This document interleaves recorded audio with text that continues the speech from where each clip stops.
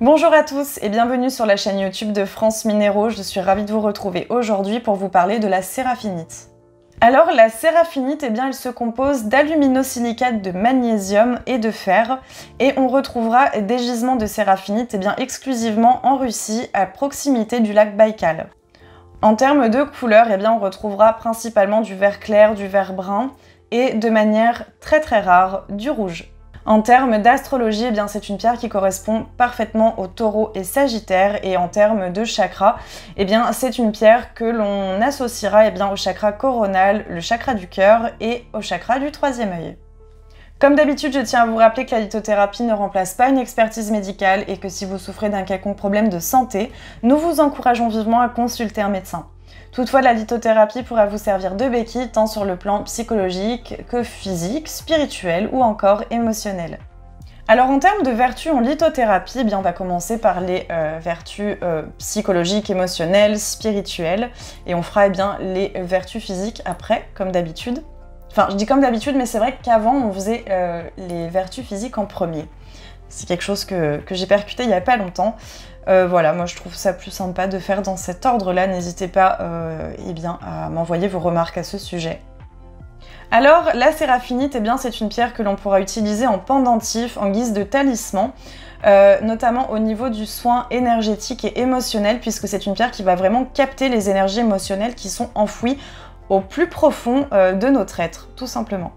Elle apporte également l'apaisement naturel qui est tout à fait nécessaire à votre bien-être. Et elle apporte également la parfaite dose d'équilibre et d'énergie dont vous avez besoin. C'est une pierre également que l'on peut utiliser lors des séances de méditation, puisqu'elle va aider, en tout cas placée sur le chakra du cœur, à amplifier la vibration d'amour qui est spécifiquement dégagée par notre être spirituel. Elle aide à soulager les peines et à communiquer de manière plus facile et plus fluide en fait avec notre entourage proche. C'est une pierre également qui possède une vibration assez élevée et donc qui va pouvoir amplifier la compassion et l'ouverture des chakras. En termes de vertus physiques, c'est une pierre tout à fait utile sur la détente physique et musculaire. C'est également une pierre qui va déclencher des réactions tout à fait stimulantes dans l'organisme. Elle va donc faciliter l'évacuation des toxines et agira sur chacune des cellules. On lui prêtera également des vertus concernant la perte de poids, mais aussi sur la moelle épinière et les poumons, donc la respiration. Comme toutes les pierres, la séraphinite a besoin d'être purifiée et rechargée. Pour ce faire, il faudra la placer sur du gros sel pendant quelques heures, puis l'exposer au soleil pendant quelques heures également.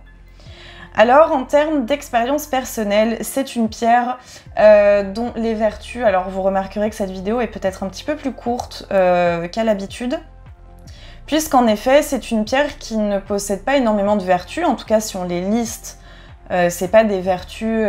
Il n'y a pas une liste incroyable de vertus ou de choses à développer plus que ça, finalement. Mais c'est une pierre dont la symbolique énergétique et religieuse, d'ailleurs j'ai oublié de le préciser, est extrêmement développée, je trouve. C'est une pierre tout à fait spirituelle. Alors moi, c'est vrai que j'aurais tendance à vouloir tout de même l'associer à l'agate-mousse. Voilà, on a parlé de l'agate-mousse la semaine dernière. C'est une pierre qui m'a d'ailleurs beaucoup marquée. Et je trouve qu'en association avec la séraphinite, ça peut faire quelque chose d'épatant, en fait. Tout simplement par rapport à ce lien avec la spiritualité et la nature. Je pense que ça aide les énergies à circuler de manière beaucoup plus fluide et également d'atteindre notre être spirituel aussi en méditation beaucoup plus facilement. C'est une association, moi, qui me parle beaucoup. C'est vrai que si je devais la tester, ça serait avec grand plaisir. J'espère que cette vidéo, un petit peu plus courte que d'habitude, sur la séraphinite vous aura plu. N'hésitez pas à liker, à vous abonner, commenter, partager. Voilà, surtout commenter, c'est vrai que c'est toujours très agréable d'avoir vos retours d'expérience sur les pierres citées sur cette chaîne. Voilà, si le contenu vous a plu également, je le redis, n'hésitez pas à vous abonner, c'est toujours un plaisir d'avoir de nouvelles personnes dans la communauté France Minéraux. Petit rappel aussi, on est également disponible sur Facebook et Instagram, donc tous les liens sont en barre d'infos, comme pour chaque vidéo. En attendant, eh bien moi je vous retrouve la semaine prochaine pour vous parler de 2 nouvelles pierres et je vous dis à la semaine prochaine et donc je vous souhaite une excellente fin de semaine.